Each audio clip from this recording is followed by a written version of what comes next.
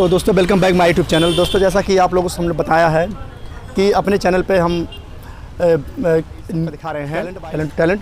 तो आज एक लीडर का इंटरव्यू लेंगे और इस समय हम लोग जो प्रेजेंट हैं उपस्थित हैं नरियाव। जैसा कि आप बोर्ड देख सकते हैं, पीछे लिखा गया भारत कॉलोनी। जो इसके फाउंडर है माननीय श्री सुनील कुमार मौर्य जी, उनसे इंटरव्यू लेंगे और उनसे जानकारी लेंगे उन्होंने किस प्रकार इसका प्रोग्रेस किया है और उनकी कितनी हार्ड वर्किंग वर्क थी। और उसके साथ साथ दोस्तों अब वो इस क्षेत्र से हट के कुछ दूसरे क्षेत्र में जा चुके हैं, तो उस क्षेत्र में उनके पास कितना अनुभव है। तो चलते हैं दोस्तों, जैसा कि पीछे आप देख सकते हो अंदर बैठे हुए हैं। जैसा कि दोस्तों आपके सामने हमारे सुनील भैया हैं, तो हम लोग आपको पहले ही बताएं कि हम लोग इस समय नरियाव में हैं। तो सुनील भैया से पूछते हैं कि इस समय वो चुनावी मुद्दे में है और यहाँ नगर पालिका का चुनाव भी होने वाला है। तो सुनील भैया बताएंगे जैसे आप यहाँ नगर पालिका का चुनाव होने वाला, क्या माहौल है? सबसे पहले बहुत बहुत धन्यवाद आपको। माहौल क्या है, अभी तो चुनाव के आरक्षण ही बाकी है, आचार संहिता लगनी बाकी है। माहौल तो बाद में पता चलता है, पहले तो समाज सेवा की जाती है। अच्छा, तो सेवाएं चल रही हैं, माहौल बनेगा धीरे धीरे। सेवाएं चल रही। तो मैंने आपका कई वीडियो देखा और फोटो भी देखा कि आप सोसाइटी से बहुत जुड़े रहते हैं, हमेशा कहीं ना कहीं कोई मुसीबत में रहता है, आप वहाँ हमेशा प्रेजेंट रहते हैं।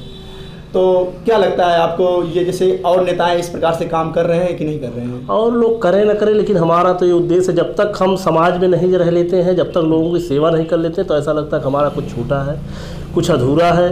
खाना तक हमको सही से नहीं पड़ता जब तक गरीबों के यहाँ पहुँच ना जाए, लोगों के यहाँ सुख दुख में शामिल ना हो जाए। घर हमारे सब्जी जाए ना जाए, लोगों के यहाँ पहुँचना हमारा बहुत जरूरी होता है। नहीं, ये भी बात सही है कि अच्छे लीडर की पहचान यही होती है कि जब तक लोग सोसाइटी से समाज से जुड़े नहीं रहेगा तब तक उनकी समस्याओं को नहीं जानेगा। और आजकल ऐसे नेता हैं जो सदरी वगैरह पहन लेते हैं, सिर्फ दूर में से गाड़ी से ही नमस्ते कर लेते हैं। तो मुझे लगता है कि आप उस प्रकार से नेता होते हैं ना, तो हम नेता नहीं हैं, हम समाज सेवक हैं। समाज सेवक हैं जी। उसके बाद लोग नेता कह देते हैं, अलग चीज़ है, समाज सेवक होना अलग चीज़ है। कुर्ता पहन लेना, सदरी पहन लेना, टीका लगा लेना, गमछा ले लेना, ये नेता हो सकते हैं। हम नेता नहीं है ना, हम तो समाज सेवक हैं। अच्छा, तो आपकी बढ़ती लोकप्रियता के कारण से क्या समाज के लोग, सोसाइटी के लोग, जनता आपको इस नगर पालिका चुनाव में चेयरमैन पद के प्रत्याशी के लिए कोई जोर किया? अभी तो आरक्षण आएगा, चेयरमैन पद के लिए लोकतंत्र है, हम लड़ रहे हैं, सारे लोग लड़ रहे हैं और सभी लोग लड़ेंगे। लेकिन हम आपके चैनल के माध्यम से नगर पंचायत जहांगीरगंज की जनता से लगभग 23,000 से ऊपर उम्मीदवार हैं। सबसे हम यही कहेंगे कि आने वाला भविष्य आप चुने, नगर पंचायत जहांगीरगंज का भविष्य चुने, अपना भविष्य चुने, अपने बच्चों का भविष्य चुने, ताकि जिसे भी चुने आप मतलब परफेक्ट चुने, क्योंकि आपको अपने 5 साल का भविष्य चुनना है, नगर पंचायत का भविष्य चुनना है, बच्चों का भविष्य चुनना है। चाहे जिसको चुने, आप सही सलामत ढंग से चुने। नहीं तो आप सही करें। चलिए मान ले रहे हैं, अगर जो आरक्षण की बात कर रहे हैं, अगर आरक्षण जनरल आ गया, आप उसमें लड़े और जीत गए, तो आप जनता के लिए कोई ऐसा फैसिलिटी है जो करेंगे? फैसिलिटी का मतलब ये होगा, कई मुद्दे लिख के रखे हुए हैं जो कि उत्तर प्रदेश सरकार को बहुत पहले कर देना चाहिए और नगर पंचायत जहांगीरगंज नहीं पूरे प्रदेश में होना चाहिए। आपको मैं एक छोटा सा उदाहरण बता देता हूँ। मैं तो कई चीज़ें लिख के रखा हूँ, अगर अभी वो कर दूंगा तो कई लोग चुरा लेंगे उसको, कई लोग अपना मुद्दा बना लेंगे। लेकिन मैं एक छोटा सा बता देता हूँ जो चीज़ होनी चाहिए कि मतलब नगर पंचायत तो ऐसी बनाएंगे जहांगीरगंज की कि पूरे प्रदेश में एक आदर्श नगर पंचायत होगी। पूरे प्रदेश में, ये तो बहुत सही बात कि ये चीज़ें होनी चाहिए। मैं छोटा सा एक बता देता हूँ कि आप किसी भी नगर पंचायत में जाएंगे तो अभी भी प्राइमरी के स्कूल के बच्चे टाट पट्टी पर ही बैठते हैं, जो बाबा साहब के संविधान बनाए हुए के बहुत ही गलत है। मतलब जो हो रहा है वो गलत हो रहा है, बाबा साहब के संविधान में बनाया, जबकि बताइए आप प्राइमरी के स्कूल में किसके बच्चे पढ़ते हैं? नहीं तो वही बहुत मिडिल या दलित। तो ये संविधान की अवहेलना होती है कि उनके बच्चे क्यों टाट पट्टी पे बैठते हैं। ये उत्तर प्रदेश सरकार को सबसे पहले ये चीज़ ध्यान देना चाहिए। आप जाके देखिए, जहाँ से आप बिलोंग करते होंगे वहाँ भी जाएंगे कि उनके प्राइमरी स्कूलों की जीर्ण अवस्थाएँ बनी हुई हैं, बच्चे टाट पट्टी पे बैठते हैं। उनका मनोबल यही डाउन हो जाता है कि यार हम तो टाट पट्टी पर बैठते हैं, हमारा तो ये है, हम वो, उनको गरीबी यहीं से नहीं है। आप बात सही कह रहे हैं। तो पहला मुद्दा ये है कि हर जितने भी नगर पंचायत में जितने भी प्राइमरी विद्यालय होंगे सब हाईटेक होंगे, मतलब वो कॉन्वेंट स्कूलों के बराबर होंगे, बराबर रहेंगे, जैसे कॉन्वेंट स्कूल में पढ़ाई होती है।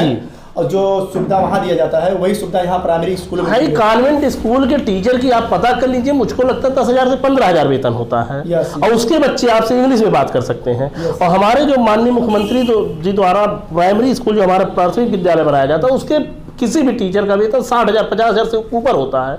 और उसके बच्चे जो हिंदी में भी बात नहीं कर सकते हैं, क्यों? बहुत बड़ा समीक्षा का विषय है। हाँ, ये इस चीज को ध्यान देना चाहिए। ये चीज सब चीजें हमारे फर्स्ट है, अब और भी है, लेकिन अभी खुलासा नहीं करेंगे। नहीं मतलब जी, ये होता कि आपका आइडियाज, आपका प्लान है और कोई अनदर नेता हो गया ले लिया तो जी। फिर इसके साथ साथ कि जैसे कि मैं ये जानना चाहता हूँ कि आप नेता जो लीडरशिप में इस समय नेता हैं चुनाव मुद्दे में, तो इससे पहले थे आप कि नहीं थे? नहीं, पहले नहीं थे। हमारा अनुभव का मतलब जब हम लोग 2012-13 में यहाँ आए उतरे समाज में, मतलब इसके पहले तो थे हम लोग बहुत बड़े परिवार से नहीं हैं, मिडिल परिवार से आना जाना होता रहता था। लेकिन जब बिजनेस के उससे हुए कि हमको भी बिजनेस करना हो, बिजनेस बड़ा करना है, कुछ बड़ा करके देखना है, मतलब छोटे मोटे से नहीं कि तो भाई वो तो जीविका तो लोग चला ही लेते हैं, लेकिन जब तक हम 10-20 लोगों की जीविका ना चलाएं तो कोई जीवन का मतलब नहीं होता। नहीं, तो आप सही। तो जब उस उद्देश्य से उतरे तो जब बैठने लगे तो समाज में आने जाने लगे, दुख सुख में आने जाने लगे, लोगों की प्रतिक्रियाएं देखने लगे, लोग हमारे यहाँ मदद के लिए भी आने लगे, शादी है, विवाह है, मरना जीना,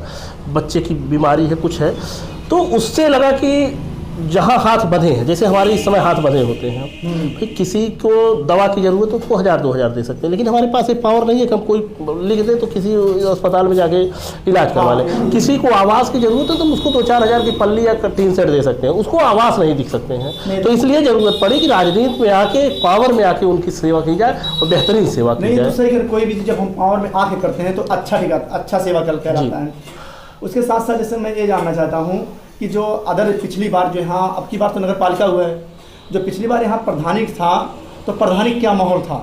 यहाँ प्रधानी विधायक हो गए, ब्लॉक प्रमुख हो गए, उन्होंने लोगों को किस प्रकार से फैसिलिटी दी थी यहाँ? अब जितनी फैसिलिटी दी है कि मैं जाता हूँ, जब जाना होता है गाँव में तो मतलब मैं हर बस्तियों में जाता हूँ। अभी रविदास जयंती पिछले दिनों पड़ी थी, मुझको लगता है जनवरी में पड़ी थी या फरवरी में रही होगी, फरवरी फर्स्ट में ही थी। नहीं सर, फरवरी फर्स्ट में ही थे।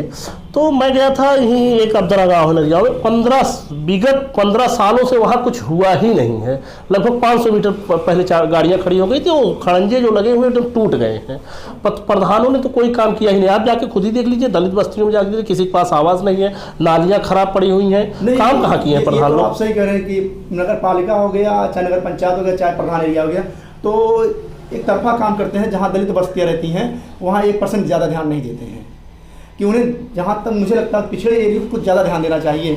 जहाँ तक वही मेन है भाई, हम कह रहे हैं जहाँ पक्के बने हुए जिनके पास आवास है उनके तरफ क्या, वो तो खुद ही मजबूत आदमी है। हमको गरीबों को ध्यान देना है, उनको मजबूत करना है। तो इसके साथ साथ जैसे आप बताएंगे कि जब आप चुनाव में आए हैं, इससे पहले आप समाज सेवी कर रहे थे, जब आप चुनाव में आज भी कर ही रहे हैं, आज भी कर भी रहे हैं और उसके बाद भी करेंगे। चुनाव तो एक केवल माध्यम है, एक माध्यम है। तो पावर थोड़ा बढ़ जाएगी तो सेवा का दायरा बढ़ जाएगा। आप चाहे चुनाव जीते या नतीजा कुछ भी हो, उससे मतलब नहीं, लेकिन वो तो अलग चीज, चुनाव जीतना है। समाज से जुड़े रहेंगे, आप समाज की सेवा करते हैं। भाई 5 तारीख को नोटिफिकेशन यहाँ उत्तर प्रदेश का जारी होता है कि हमारे यहाँ की सीट उस समय अनुसूचित हो जाती है, तो हम रुके थोड़ी ना। बहुत अच्छा लगा कि अनुसूचित हो गई, कम से कम हम ये चाहते थे कि दलितों को हक अधिकार मिले, हमारा कोई दलित परिवार का कोई चेयरमैन हो। नहीं, तो आप सही कह रहे हैं। मैं देखा था, मैंने कई लोगों से सुना था यहाँ पास में, जब पूछा कि जब यहाँ जो आरक्षण की सीट थी जब 80 हो गया है, इसके बावजूद भी आप दूसरे घर जा जाकर उनकी सेवा। और इतना नहीं, तमाम प्रत्याशी खुद अपना प्रत्याशी लड़ा रहे थे, किंग मेकर बन रहे थे। हमने ऐसा कुछ नहीं, जो है जिसको, अच्छा हम बहुजन समाज पार्टी के हैं तो पार्टी माननीय बहन जी जिसको आशीर्वाद देते उसके साथ रहते, उसको चेयरमैन बनाते। नहीं, आप पार्टी बहुत अच्छे, एक प्रकार से समाज के लिए हर समाज एक ही वर्ग। हमारी पार्टी दलितों, मजलूमों, गरीबों, शोषितों, वंचितों की पार्टी है। एक ही वर्ग के लिए नहीं, सभी वर्गों के लिए, सभी वर्गों है ना, कि जैसे मतलब उसमें ये नहीं, अगर कोई दलित है, मजबूत आदमी है, उसके घर में 4-6 नौकरी है, बिजनेस से मजबूत है, तो उसको हमको उतना ध्यान नहीं देना। हमको गरीब, ब्राह्मण गरीब है उसको ध्यान देना है, क्षत्रिय गरीब, हमको हमारा मेन टारगेट गरीबी है, तो उसको दूर करना है। बसपा में बहुत पहले चला रहा है जी, ये नहीं कि एक ही विशेष जाति पे ध्यान, जात से नहीं मतलब, वहाँ पर हक अधिकार की लड़ाई लड़ते हैं। तो सुश्री बहन कुमारी मायावती जी का भी यही विचार है, और माननीय कांसीराम जी का भी यही विचार था कि गरीबों को ध्यान दिया जाए, चाहे वो किसी जाति धर्म का हो, उससे मतलब नहीं है। बाकी आज के जो पार्टी नेताएं हैं वो एक विशेष वर्ग को देख के ध्यान देते हैं। चलिए सुन भैया, आपसे बातें करके बहुत अच्छा लगा। क्या आप हमारे चैनल के माध्यम से जनता को, जहांगीरगंज जनता को कुछ संदेश देना चाहते हैं? जहांगीरगंज की जनता के नहीं, आपके चैनल के माध्यम से जितने लोग भी हमारी आवाज़ सुने, आपकी आवाज़ सुने, सबसे हमारा विनम्र अनुरोध है, सुरक्षित रहें, संगठित रहें, शिक्षित रहें, ईमानदारी पूर्वक काम करें और समाज के प्रति जागरूक रहें और समाज सेवा करें। अपने पास पड़ोस की देख रेख करें, जितने जैसे जो जहाँ भी रहता हो। ये नहीं है कि जहांगीरगंज रहता तो बसखारी की सेवा करेगा। जो बसखारी में है वो अपने पास पड़ोस की, हम हैं तो अपने पास पड़ोस को देखते हुए चलें, सभी के सुख दुख में शरीक हों और अपने परिवार को, अपने पास पड़ोस को शिक्षित करें, तभी विकास होगा देश का। बाकी तो ये तो आपसे हाँ। चलिए आप शिक्षा की तरफ ज़्यादा ध्यान दें। जैसा कि दोस्तों आप लोग देख सकते हैं, सुनील भैया का जो विचार है बहुत बड़ा ही विचार है कि आप कहीं भी रहिए, एक दूसरे के सुख दुख में हमेशा काम आइए। और सबसे मोटी चीज़ होती है एजुकेशन, और एजुकेशन पे आप किसी भी स्थिति में रहिए, डजंट मैटर, लेकिन आप अपना एजुकेशन कभी मत भूलिए। क्योंकि दोस्तों एजुकेशन एक ऐसा चीज़ है जो समाज में मतलब पूरी भारत में परिवर्तन ला सकता है। तो आप मतलब शिक्षा मतलब नहीं कि नौकरी ही है, लेकिन परिवर्तन लाने के लिए बहुत अच्छा ही काम करता है। तो चलिए दोस्तों, सुनील भैया बहुत बहुत धन्यवाद। और जहांगीरगंज जनता अगर मेरी वीडियो देख रही तो मेरा यही निवेदन है कि सुनील भैया को जहांगीरगंज से, ताकि आपको एक बार विदाउट पावर का सेवा देख रहे हैं, जब पावर आ जाएगा तो उससे मुझे लगता है काफ़ी ज़्यादा सेवा देखेंगे आपको। मिलते दोस्तों आपको अगले वीडियो में, तब तक आपको चाहिए।